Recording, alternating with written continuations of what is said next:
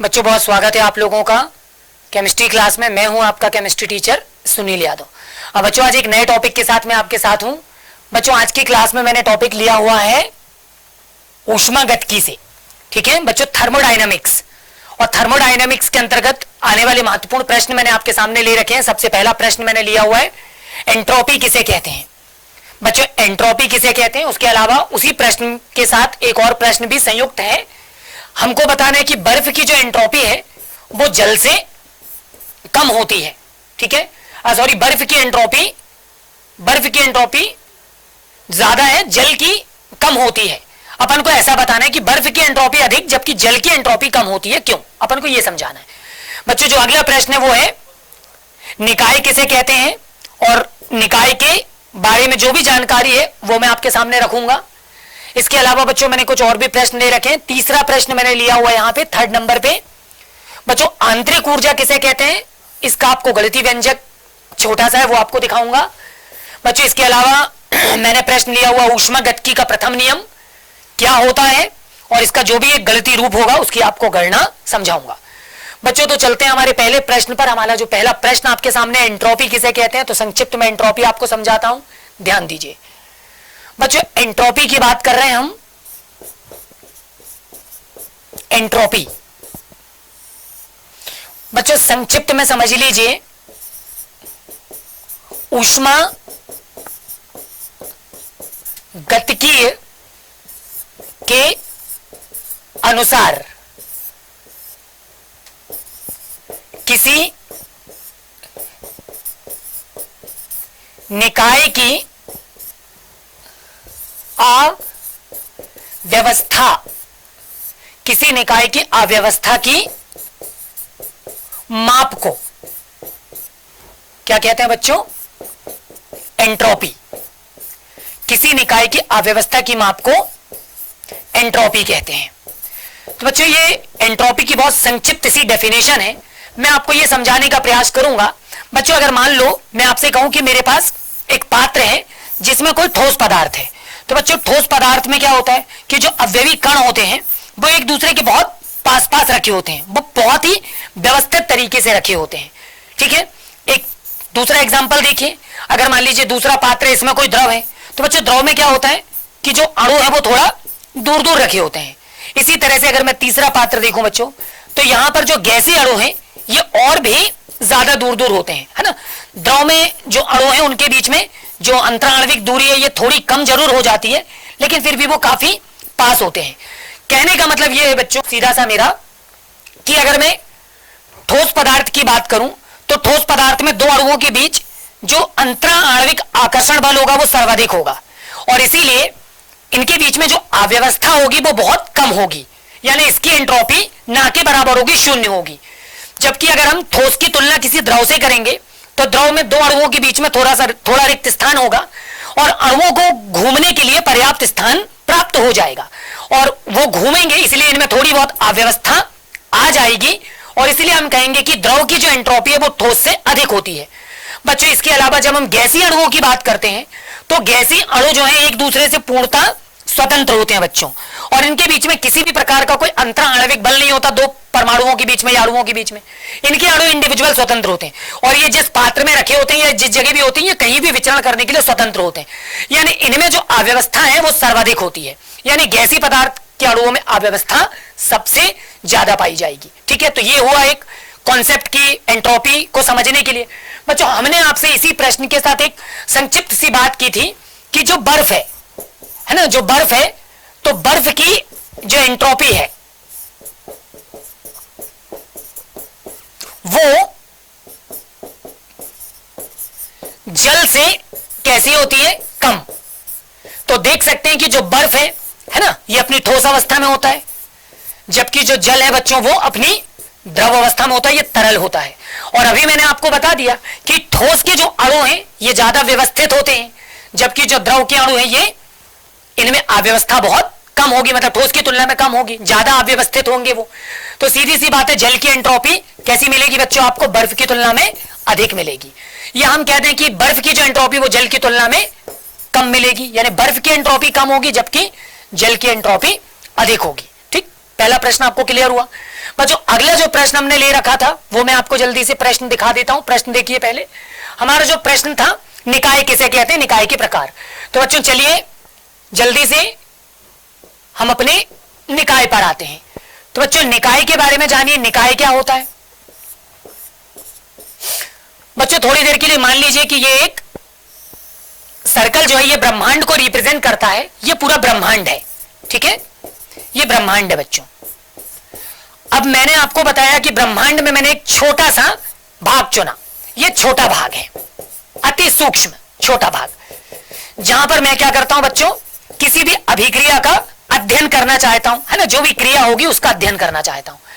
तो किसी भी ब्रह्मांड का वो छोटा से छोटा भाग बच्चों, जहां पर हम किसी अभिक्रिया का क्या करते हैं, अध्ययन करते हैं, ठीक। तो वो छोटे से छोटा भाग क्या कहलाएगा, निकाय कहलाएगा। ये निकाय कहलाएगा, ठीक है, ये निकाय है बच्चों। निकाय के अतिरिक्त जो शेष भाग बच जाएगा ब्रह्मांड का, उस शेष भाग को हम बोलेंगे ये परिवेश है, ठीक है, ये परिवेश है। परिवेश मतलब बच्चों सराउंडिंग, और निकाय मतलब सिस्टम, ठीक है। तो हमने इस तरह से निकाय के बारे में जाना। बच्चों निकाय के बारे में महत्वपूर्ण चीज समझिए कि जो निकाय हैं ये 3 प्रकार के होते हैं। बच्चों निकाय के कितने प्रकार होते हैं, 3 प्रकार। निकाय के 3 प्रकार आपको बताऊंगा। बच्चों निकाय के प्रकार की मैंने आपके सामने बात की और मैंने आपको बताया निकाय 3 प्रकार के हैं। बच्चों 3 प्रकार के निकाय में सबसे पहला निकाय होता है खुला निकाय। सबसे पहला निकाय है खुला निकाय। बच्चों दूसरा होता है बंद निकाय, और बच्चों तीसरा होता है विलगित निकाय, ठीक है, विलगित निकाय। बच्चों ये 3 तरह के निकाय होते हैं। हम जल्दी से निकाय को भी समझते हैं। बच्चों निकाय को समझने के लिए हम सिर्फ इतना समझ लें कि बच्चों हमारा जो ब्रह्मांड है, ठीक है, ब्रह्मांड है वो किससे मिलकर बना है बच्चों, वो निकाय प्लस परिवेश से मिलकर बना है, ठीक है ना, वो निकाय और परिवेश से मिलकर बना है। तो बच्चों निकाय और परिवेश के बीच में 2 महत्वपूर्ण पद होते हैं, और उन महत्वपूर्ण पद में पहला पद होती है ऊर्जा, और बच्चों दूसरा पद होता है द्रव्यमान, ठीक है। अगर हमने ऊर्जा और द्रव्यमान को संदर्भित करके इस कॉन्सेप्ट को समझा तो बच्चों आप बहुत आसानी से समझ पाओगे। बच्चों जो खुला निकाय होता है, तो खुले निकाय में हम ऊर्जा और द्रव्यमान, ठीक है, मेरी बातों को ध्यान से समझिए, मैं आपसे कह रहा हूं बच्चों जो खुला निकाय होता है, तो खुला निकाय क्या करता है, अपने परिवेश के साथ ऊर्जा और द्रव्यमान दोनों का विनिमय कर सकता है। मतलब आवश्यकता पड़ने पर जो निकाय है वो अपनी ऊर्जा और द्रव्यमान परिवेश को दे देगा, और आवश्यकता पड़ने पर वो परिवेश से ले भी लेगा, ऊर्जा और द्रव्यमान दोनों को ही। तो ऐसा निकाय खुला निकाय कहलाएगा, ठीक है। मान लीजिए स्टील के कप में आपने गर्म चाय रख दी, ठीक है, गर्म चाय अपने आप अपनी ऊष्मा वातावरण को देकर ठंडी हो जाएगी। ठंडी हो गई तो स्टील के कप को उठा के वापस गैस बर्नर के ऊपर रख के चाय को गर्म कर दीजिए, वापस गर्म हो जाएगी। चाय ठंडी हो गई, आप उसको आवश्यकता अनुसार पी सकते हैं, खत्म होगी तो वापस भर सकते हैं, ठीक है। तो ये एक खुला निकाय का उदाहरण हो जाएगा। बच्चों बंद निकाय में क्या होता है, बंद निकाय में हम ऊर्जा का आदान प्रदान कर सकते हैं, यानी ऊर्जा का विनिमय होता है, लेकिन बच्चों जो द्रव्यमान है तो द्रव्यमान का विनिमय नहीं होता। यानी अब मान लीजिए मैंने क्या कहा, जो बंद निकाय होंगे तो बंद निकाय में बच्चों हम केवल ऊर्जा का आदान प्रदान कर पाएंगे, लेकिन द्रव्यमान का विनिमय नहीं होगा, द्रव्यमान का आदान प्रदान नहीं हो पाएगा। कहने का मतलब है कि स्टील के कप में अगर आपने गर्म चाय रख दी और ऊपर से आपने ढक्कन बंद कर दिया, तो बिना ढक्कन खोले ना तो आप उसमें चाय रख पाएंगे ना उससे निकाल पाएंगे, मतलब द्रव्यमान का आदान प्रदान नहीं हुआ। लेकिन चूंकि कप स्टेनलेस स्टील का है तो आप उसको कप को छुएंगे तो वो गर्म लगेगा, है ना, और अगर ठंडा हो गया तो आप उसको गैस बर्नर के ऊपर रखकर वापस गर्म कर सकते हैं। मतलब ऊष्मा का आदान प्रदान संभव है। बच्चों इसके अलावा तीसरा और महत्वपूर्ण जो प्रकार है निकाय का वो है विलगित निकाय। बच्चों जो विलगित निकाय होते हैं ये ऐसे निकाय होते हैं जो ऊर्जा और बच्चों द्रव्यमान, ठीक है, ध्यान से सुनना मेरी बात को, जिनमें ऊर्जा और द्रव्यमान दोनों का ही विनिमय आदान प्रदान नहीं किया जा सकता। मतलब बच्चों जब आपका निकाय अपने परिवेश के साथ ऊर्जा और द्रव्यमान दोनों का विनिमय करने में असमर्थ हो तो ऐसे निकाय को हम क्या बोलेंगे, विलगित निकाय बोलेंगे। यह सिंपल शब्दों में कह दें कि एक ऐसा निकाय जिसकी ऊर्जा और द्रव्यमान दोनों संरक्षित रहते हैं उनको हम विलगित निकाय बोलते हैं। जैसे कि एक थर्मस फ्लास्क है, थर्मस फ्लास्क में आपने चाय रख दी और उसको बंद कर दिया। अब बच्चों चाय गर्म है, जब तक आप कैप को खोलेंगे नहीं उसकी ऊष्मा भी बाहर नहीं जाएगी, द्रव्यमान भी नहीं जाएगा, ठीक है, और चाय मैक्सिमम समय तक जो होगी वो गर्म एसिटीज बनी रहेगी, मतलब उससे ऊष्मा और द्रव्यमान दोनों का विनिमय नहीं होगा। बच्चों ये एक महत्वपूर्ण कॉन्सेप्ट है और इसको बहुत अच्छी तरह से याद रखिए। बच्चों सबसे महत्वपूर्ण चीज, हमारा जो ब्रह्मांड है वो एक विलगित निकाय है। ठीक, ये महत्वपूर्ण है कि हमारा जो ब्रह्मांड है वो एक विलगित निकाय है। अब मैं ऐसा क्यों कह रहा हूं, क्योंकि याद कीजिए हमने कुछ समय पहले हमने वीडियो में हमने ये देखा था और मैंने आपको शायद वो प्रश्न बताया भी था, द्रव्यमान के संरक्षण का नियम। बच्चों द्रव्यमान की, जिस प्रकार द्रव्यमान के संरक्षण का नियम ज्ञात है उसी प्रकार ऊष्मा के संरक्षण का नियम भी ज्ञात है।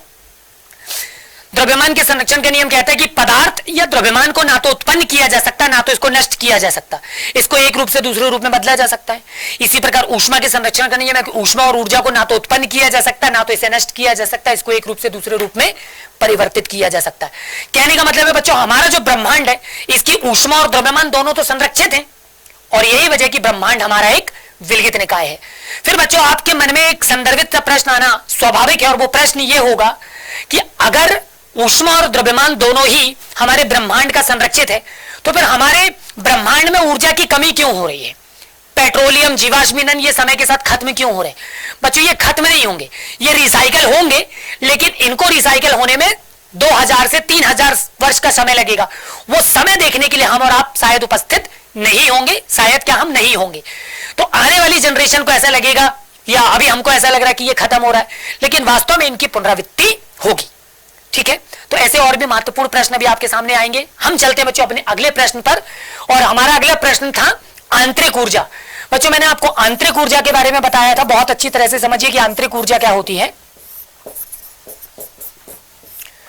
बच्चों किसी पदार्थ में निहित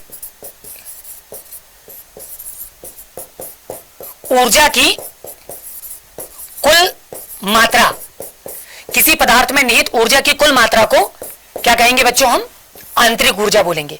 ठीक है बच्चों, पदार्थ में कई प्रकार की ऊर्जा हो सकती है। कंपन ऊर्जा हो सकती है, ठीक है, गतिज ऊर्जा हो सकती है, बच्चों स्थितिज ऊर्जा हो सकती है, ठीक है, स्थितिज ऊर्जा हो सकती है। इसके अलावा घूर्णी ऊर्जा हो सकती है, बच्चों दोलन ऊर्जा हो सकती है, एक्सेट्रा। ऐसी कई प्रकार की ऊर्जाओं का जो योग होगा, विभिन्न प्रकार की ऊर्जाओं के योग को हम क्या बोलेंगे? इसकी आंतरिक ऊर्जा। बच्चों आंतरिक ऊर्जा को मैं ई से रिप्रेजेंट करता हूं, ठीक है, इसमें E1, E2, E3 plus E4 so on. बच्चों इस तरह से कई प्रकार की ऊर्जाएं मिलकर क्या बना लेती हैं? आंतरिक ऊर्जा बना लेती हैं। बच्चों जो आंतरिक ऊर्जा वो एक अवस्था फलन है। हम आंतरिक ऊर्जा की सीधी गणना नहीं कर सकते, हम केवल इसके प्रारंभिक और अंतिम अवस्था की ऊर्जा में परिवर्तन की जानकारी ले सकते हैं। हम आंतरिक ऊर्जा में परिवर्तन की गणना कर सकते हैं, मतलब हम आंतरिक ऊर्जा को अप्रत्यक्ष रूप से केवल परिवर्तन के आधार पर उसकी गणना कर सकेंगे क्योंकि एक अवस्था फलन है। बच्चों इसके अलावा एक महत्वपूर्ण प्रश्न और वो है ऊष्मागतिकी का प्रथम नियम। बच्चों ऊष्मागतिकी का जो प्रथम नियम है इसको बहुत अच्छी तरह से समझिए और बच्चों ये नियम है ऊष्मा ऊर्जा को ना तो उत्पन्न किया जा सकता है और ना ही नष्ट किया जा सकता है। ठीक है बच्चों, मैंने कहा ऊष्मा ऊर्जा को ना तो उत्पन्न किया जा सकता, ना ही इसे नष्ट किया जा सकता है। इसे केवल एक रूप से दूसरे रूप में बदला जा सकता है। बच्चों ये जो डेफिनेशन मैंने आपके सामने रखा यह कहलाता ऊष्मागतिकी का प्रथम नियम। ठीक है, ऊष्मा या ऊर्जा को हम उत्पन्न नहीं कर सकते, हम इसको नष्ट नहीं कर सकते, हम ऊष्मा या ऊर्जा के एक रूप को दूसरे रूप में क्या कर सकते हैं? बदल सकते हैं। यह कहलाता बच्चों ऊष्मागतिकी का प्रथम नियम। बच्चों इसका गणितीय व्यंजक भी आपको संक्षिप्त में मुझे दिखाना है तो मैं आपको बता देता हूं। मान लीजिए हमारे पास ये एक मशीन है, इसकी प्रारंभिक अवस्था की आंतरिक ऊर्जा बच्चों E1 है, इसकी प्रारंभिक अवस्था की आंतरिक ऊर्जा E1 है। मान लीजिए बच्चों मैं इस पर कोई कार्य W करता हूं जिससे इसकी आंतरिक ऊर्जा Q बढ़ जाती है, इसकी आंतरिक ऊर्जा Q के रूप में बढ़ जाती है। अब क्या होगा बच्चों, जब उस पर W कार्य आपने किया और उसकी आंतरिक ऊर्जा Q बढ़ गई, तो बच्चों मैं आपको बता रहा था कि मान लीजिए हमारे पास कोई मशीन है जिसकी प्रारंभिक अवस्था की आंतरिक ऊर्जा E1 है, ठीक है। हमने उस पर कोई कार्य W किया जिससे उसकी आंतरिक ऊर्जा जिससे उसकी ऊष्मा कितनी बढ़ जाती है बच्चों, Q। और जब इतना सब कुछ हो जाता है तो उसकी कुल आंतरिक ऊर्जा बढ़कर E2 के इक्वल हो जाती है। हम इन सारे मानों को क्या करेंगे बच्चों, E2 के इक्वल ले लेंगे, यानी जो E2 होगा वो हो जाएगा किसके, E1 plus W plus Q के। E1 को जब इस तरफ शिफ्ट कर लेंगे बच्चों, ये हो जाएगा E2 minus E1 is equal to W plus Q। बच्चों यहां पर ये E2 माइनस E1 क्या है, E1 था प्रारंभिक अवस्था की आंतरिक ऊर्जा और E2 है अंतिम अवस्था की आंतरिक ऊर्जा। तो बच्चों मैंने आपको बताया कि आंतरिक ऊर्जा का अवस्था फलन था जो कि केवल प्राथमिक और अंतिम अवस्था पर निर्भर करती है। तो अगर हम दोनों अवस्थाओं की आंतरिक ऊर्जा का परिवर्तन निकालेंगे तो उसको बोलेंगे डेली, ठीक है। और बच्चों ये जो डेली है वो Q प्लस W के इक्वल आ जाएगा। तो बच्चों इस तरह से ये जो गलती रूप आप देख पा रहे हो, इस गलती रूप को हम ऊष्मागतिकी का प्रथम नियम कहते हैं। और ऊष्मागतिकी का जो प्रथम नियम कहता है वो ये है कि आंतरिक ऊर्जा में जो परिवर्तन है वो किसी मशीन पर किए गए कार्य और उत्पन्न ऊष्मा के योग के तुल्य होती है। आंतरिक ऊर्जा में परिवर्तन यानी संक्षिप्त सी बात ये होगी कि ऊष्मा को ना तो हम उत्पन्न कर पा रहे हैं ना तो उसको नष्ट कर पा रहे हैं, हम केवल एक रूप से दूसरे रूप में संचित कर पा रहे हैं, ठीक है। यही ऊष्मागतिकी का द्वितीय नियम है, सॉरी ये ऊष्मागतिकी का बच्चों प्रथम नियम है, द्वितीय नहीं ये प्रथम नियम है। तो बच्चों आज की वीडियो में इतना ही, बहुत जल्दी आपसे मुलाकात होगी अगले कुछ वीडियो में, तब तक अपना ख्याल रखिए।